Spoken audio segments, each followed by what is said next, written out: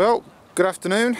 It's just approaching 3 o'clock, Wednesday afternoon, 11th of December, and the return to Paul Hall. We're on Meadow Lake this time for this session. Through the gap there, if you can just see him, we got Mr. Rudge and our new friend Mr. Hughes, Scott Hughes, who you saw capture that lovely, I'm going to say common then, lovely mirror in the last session. Things have started badly. I was planning on using 3 rods, but I've got a technical problem with my delking. I've switched on the delk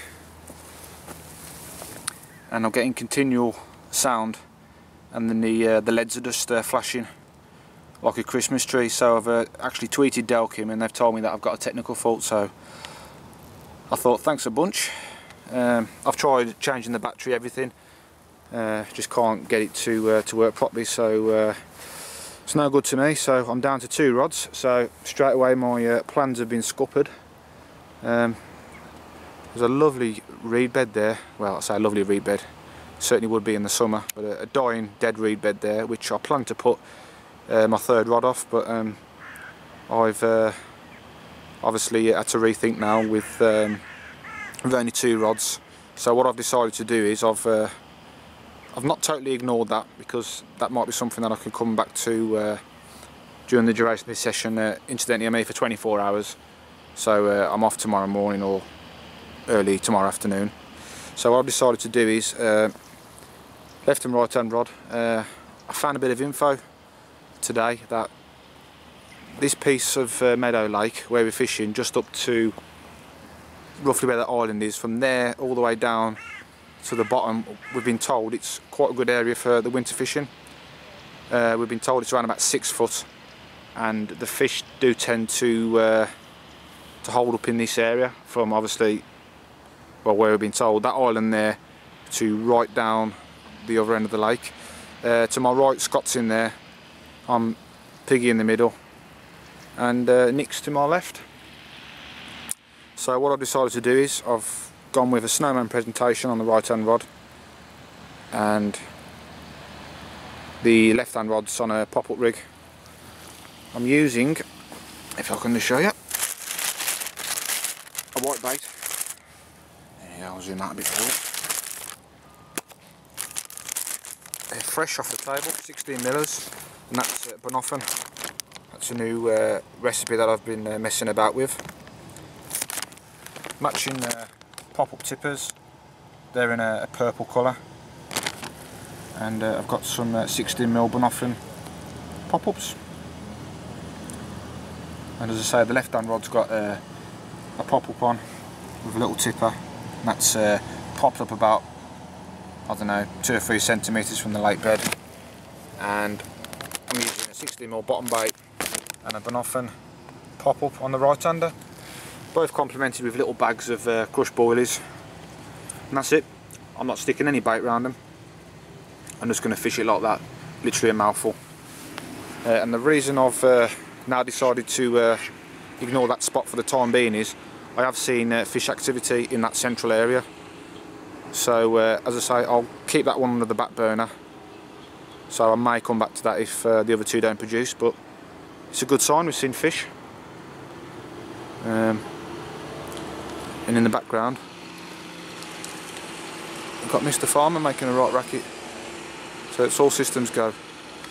So I'm a bit cheesed off, to be honest, about the Delkim, because, you know, another rod in the water, and that's obviously another opportunity and a chance, but things happen, and I don't think I'm going to get that sorted this side of Christmas. So it looks like it's going to be two rods up until the new year, unless I do get something sorted. But anyway, I'm going to slip that on the back burner and just try and get my head down now and try and catch a fish. 2 rods is better than none. So it's going to be dark in about an hour and a bit. Nick's just going through some rigs, I think, with old Scott. Just about to see him. Here we go. Nick's waving and there's Scott. So we'll catch up with them too a bit later. So that's the scene then. Let's see what this short session produces. Hopefully a fish or two. So it was going to be 9 rods out of the 3 of us, but it's now going to be 8 rods. Anyway, I'm going to stop moaning about that broken Delkim and I'm going to go and stick the kettle on. Catch you in a bit, folks. Absolutely beautiful sky there. It's some lovely sky this time of the year. Look at that as the sun descends over the back of the trees there. Anyway, that's the end of my country file bit. And here's Scotty. Fill us in, mate. We just had a run, sprinted over there, and up popped a coot. We were talking to one of the gaffers, weren't we? One of the owners. Yeah. Who incidentally said I'm in a good area, which gave me a real boost of confidence. Not so much you, mate. No, I thought I was on the right one. Obviously, that's the next one along. So. You got here before us this morning, didn't you, Scott? Yeah, yeah. And you did look at this numerous times, this swim, but I know. Yeah, this is where the fish holds, so the bailiff says. Yeah. Incidentally, he did say that he didn't think that they were shoaling up just yet, so maybe on the you know what I mean? Still. Yeah. So it's now got me thinking, but he did say it was a good area, so I don't know. But anyway, we was all having a nice chit chat, and he was talking about the lack of anglers coming down here, which he thought was a bit strange, being with the mild conditions. And then all of a sudden, a Delkim was singing. Well, it wasn't one of mine. You was off like Forrest Gump. Yep. And well, I presume it was a coot. I mean, he popped up right where my bait was. So I don't know. I'm gutted. So what's your approach, mate? 3 rods out, yeah? Yeah, I got 3 rods out.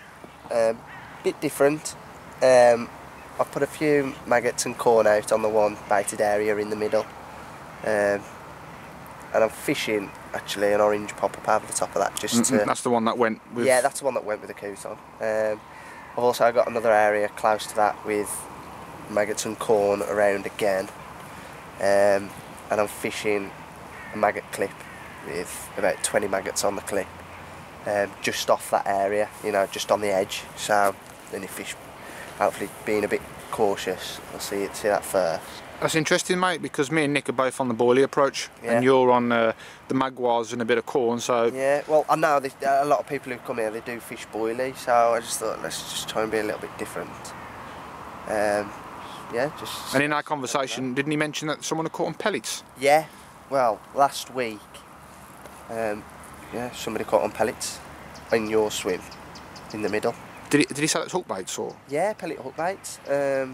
He didn't say what flavour there was or what type or anything like that. Yeah, because you'd associate like with a high oil content pellet, that would be a no-no really. No, well, exactly. I wouldn't really use them this time of the year. No, but I never crossed my mind this time of the year. This shows you done it, you know. Picky. Well, I've got some pellets, so I must admit I'm going to give them a go if I know they're going to work. Give them a go later. So, what's your feelings going into the night session then, mate? It looks good. It looks good. It's going to be not that cold. It's going to be quite mild. Yeah, I think it's going to be more damp than anything, mate. Yeah. I'm just having a scan around the lake now. Yeah, definitely. Only thing is, we just haven't seen many fish show as much as we've seen. Well, I caught one in front of me as I was setting up, and well, there's been 2 shows to Nick's left. The one literally hoiked out the water and skated across the surface. So, you know, at least we've seen 2 fish. Yeah. So it's better than nothing, isn't it? Yeah. But you've got to be in it to win it, though, mate. Innit? You can't catch them sitting at home. Yeah. So I'll just keep my eyes peeled. If any fish show, I will. I won't hesitate. I'll just cast probably a flare out, pop up over the top of them. I always like though that first hour into darkness. Yeah. I absolutely. Yeah. I don't know. I've done really well over years. Wherever I've been fishing, be it spring, summer, autumn, winter. That first hour, I don't know what it is. It's just something special. So. Which you know. Well, yeah. I don't know what it is, but maybe it's just been me, but I've done really, really well. So. Hopefully, yeah, that comes to fruitation, if I can use that word, this evening. Well, hopefully the next For time. one of us. I don't care who catches it, mate. No, I just want to see a carp. That's what it's about. I don't, you know. But it's just nice to be there, isn't it, mate? And Yeah. a bit of a social as well. Yeah, exactly. It's nice to have a couple of us, 3 of us together. Yeah. And instead of being on your own and blank. Yeah, there's. We'll be together and blank. Don't say that. No, but I mean, they're long nights in the winter, aren't they? And yeah. it's even worse on your own, isn't it? Yeah, definitely. But no, we'll have a good chinwag later, and no doubt we'll get the camera out if we can, and yeah, have another bit of a gossip. So hopefully with the fish. yeah, fingers crossed, mate. Plan. Well, as I say, the plan was 9 rods, but Yeah. well, You're Scott's had a brainwave. We've tried the Delkim again. I'm sorry to keep bringing this up, but we did get a bit of action, didn't we? And then all of a sudden it started to play up again. Yeah. So we're trying to dry it out with with the bivvy eater. You know, I can try and get it on the camera for you. There you go.